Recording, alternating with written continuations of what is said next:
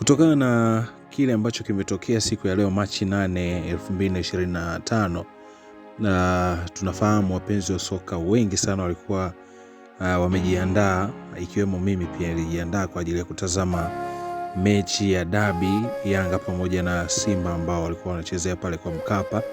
Lakini baada ya sintofahamu kutokea Simba kuzuiliwa katika uwanja wa Benjamin Mkapa kwa ajili ya kufanya mazoezi, na kutokana na hiyo wakaita kuwa ni dharau ambao wamefanyiwa, na kutokana na TFF kutokutoa tamko mapema kwamba kutokana na hicho nini kinafanyika ama hatua gani zinafanyika, Simba wakaamua kuandika press ambayo ilikuwa inaonesha kuhairisha ama kugoma kufanya ama kuingia uwanjani kwa ajili ya mchezo huo. Jambo ambalo limeibua hisia za wapenzi wengi sana wa soka barani Afrika, lakini pia hasa nchini Tanzania ambapo sisi ndo wenyeji wa hii dabi ama wenye dabi wenyewe. Sasa labda mimi nije tu na uchambuzi mfupi sana ambao nitatoa reference katika vyombo mbalimbali ikiwemo Azam TV ambao ndo watu walioathirika zaidi. Tunafahamu kwamba Azam TV inarusha burudani ya soka mubashara kupitia Azam TV 2, Azam TV 1, Azam Sports 1, Azam Sports 2 na channels zingine za Azam TV ambazo zinarusha mechi zinazoendelea ndani lakini pia nje ya Tanzania. Sasa tunafahamu kwenye michezo ya dabi kama hii mara nyingi huwa kunakuwa na matangazo mengi sana. Wadau mbalimbali wanapeleka matangazo kwenye vyombo ama chombo hiki cha Azam kwa ajili ya kuhakikisha matangazo yao yanaruka wakati mechi ikiwa inaendelea. Lakini pia tunakumbuka jinsi promotion ilivyofanyika kubwa sana na Azam TV ya kupromote mechi, na watu wakanunua vingamuzi ya watu wakakaa attention kwa ajili ya kuhakikisha wana place matangazo yao ya biashara zao kupitia Azam TV. Sasa kwanza Azam ameingia hasara kubwa sana, kubwa mno, kwa sababu tunafahamu gharama za uzalishaji wa matangazo jinsi zilivyokuwa kubwa, ukizingatia Azam TV inatoa matangazo ambayo yanakuwa na quality ile ya viwango vikubwa sana vya gharama ama pesa ambayo inatumika, ikiwemo lile tangazo ambalo lilikuwa linahamasisha mechi. Kwa hiyo nguvu zote ambazo zimetumika kuandaa hayo matangazo ndani ya timu ya Azam TV wamepata hasara ya kupoteza muda na rasilimali. Lakini ukiacha Azam TV kama Azam TV, kuna watu ambao wameweka ama wameleta matangazo. Sasa unajua tangazo moja ambalo linaruka Azam TV kwenye mechi hizi za dabi linalipwa hela kubwa sana, hela kubwa mno, mamilioni ya pesa. Sasa kuahirishwa kwa mechi maana yake ni kwamba ni kama wamewatia hasara moja kwa moja Azam TV, lakini pia wale wateja ambao walikuwa wamepress matangazo yao ili yao yana display wakati mechi inaendelea.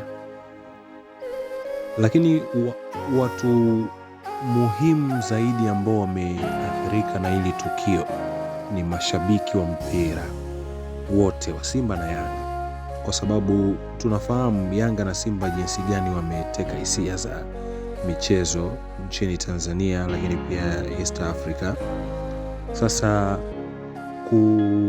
kuto kuchezwa kwa hii mechi imeumiza sana saikolojia ya watu wengi ambao walikuwa wamejiandaa tayari kwa ajili ya kutazama mchezo, lakini kikubwa zaidi ni gharama ambazo wamezitumia.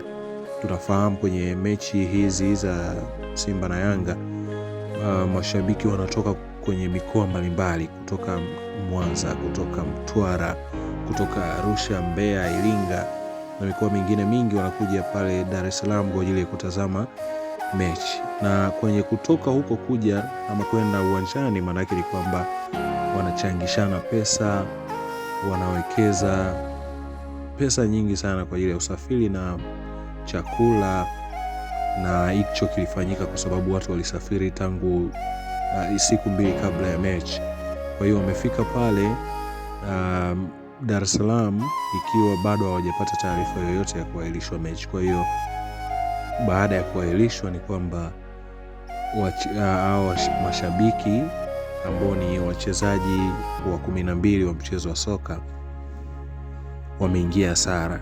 Inatakiwa waanze tena kuorganize, wapate chochote kitu, warudi nyumbani. Sasa hii imekuwa ni disappointment kubwa sana kwa sababu tickets zilinunuliwa nyingi. Watu walikuwa tayari kwa ajili ya mchezo. Kwa hiyo mashabiki wamekuwa disappointed sana, na wengi pia wameongea kwenye mitandao ya kijamii. Tunaona watu wanalalamikia sana TFF, lakini pia wanalalamikia uamuzi wa Simba kugomea mechi and all of that. Lakini labda kwa upande wangu mimi ni comment tu kitu kimoja kwamba unajua ligi mpaka inapewa renki ya kuingia kwenye top 4 barani Afrika, kuna vitu vingi sana ambavyo huwa wanaangalia, na hiki ambacho kimetokea naofia sana inaweza ikawa ni moja kati ya kitu ambacho kitaifanya ligi yetu katika renki za Afrika msimu ujao ikashuka kutoka kwenye namba 4 ikaja tena chini, kwa sababu haya ni mambo ya aibu sana. Mpaka inatokea hivi TFF ni kwamba hawakujua kwamba kutakuwa na hasara kiasi gani kuahirishwa hii mechi, na kama walijua, kwa nini waliruhusu mechi iahirishwe kiholela? Yani ni maswali ya kujiuliza. Kwa nini? Kwa sababu wanafahamu Azam TV wataingia hasara, mashabiki wataingia hasara, lakini pia wachezaji watapata disappointment, lakini pia tunaiathiri ligi yetu ya Tanzania ambayo imeaminiwa na kupewa renki ya 4 barani Afrika. TFF walishindwa kusolve hili swala mapema ili mechi iendelee. Okay, tuachane na TFF. Tushajua TFF ni wazembe kwenye hili tukio, wamekuwa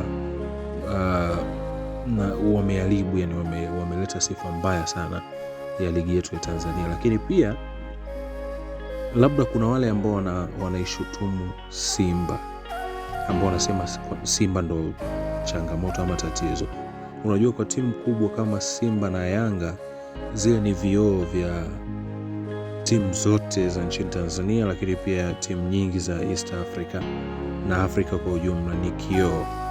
Kwa hiyo inapotokea timu kubwa yoyote, hata ingekuwa Yanga, ikafanyiwa kitendo kama kile cha kuzuiliwa na watu ambao hawafahamiki, ambao wanasemekana kuwa ni wa Yanga, japokuwa bado haijatoka proof yoyote ya kuonesha kwamba walikuwa wa Yanga, lakini tunachofahamu ni kwamba wangekuwa wa Simba wasingeweza kuwazuia. Inapotokea wanazuiliwa kuingia uwanjani kwa ajili ya mazoezi, kama Simba wangechukua uamuzi wa kucheza mechi, maana yake ni kwamba moja kwa moja walipigia mstari kwamba vitendo vya kuzuiliwa uwanjani ni halali, yaani wangehalalisha. Kwa hiyo kusema kwamba hatushiriki huu mchezo kwa sababu tumezuiliwa kuingia uwanjani, wako sahihi, kwa sababu hii ni kwa ajili ya maendeleo ya soka letu la Tanzania, ili siku nyingine mechi inapokuja kama hii, watu pia wapate hofu kuzuia timu, kwa kufahamu kwamba watakapozuia yatatokea mambo kama haya. Kwa hiyo waliozuia, kwanza TFF wanatakiwa wafahamu. Uzuri kuna video zimerekodiwa, wakisha wafahamu wahakikishe wanapewa adhabu ambayo italeta funzo ama somo kubwa kwa wengine wote ambao labda walikuwa na mawazo ya kufanya, kwa sababu hii katika mpira wa Tanzania sio afya. Inaweza ikaharibu kabisa taswira ya mpira wa Afrika. Nadhani kwa hapo tutakuwa tumepata mawili matatu, lakini pia nikukumbushe kama utahitaji kupata taarifa zingine nyingi zaidi za michezo, burudani, siasa na mengine mengi, makala, hakikisha unabonyeza alama ya subscribe, lakini pia unabonyeza alama ya kengele ili uwe wa kwanza kabisa kupata matukio ya ukweli na uhakika kutoka hapa Ruseko TV. Mimi ni Bosco Melody.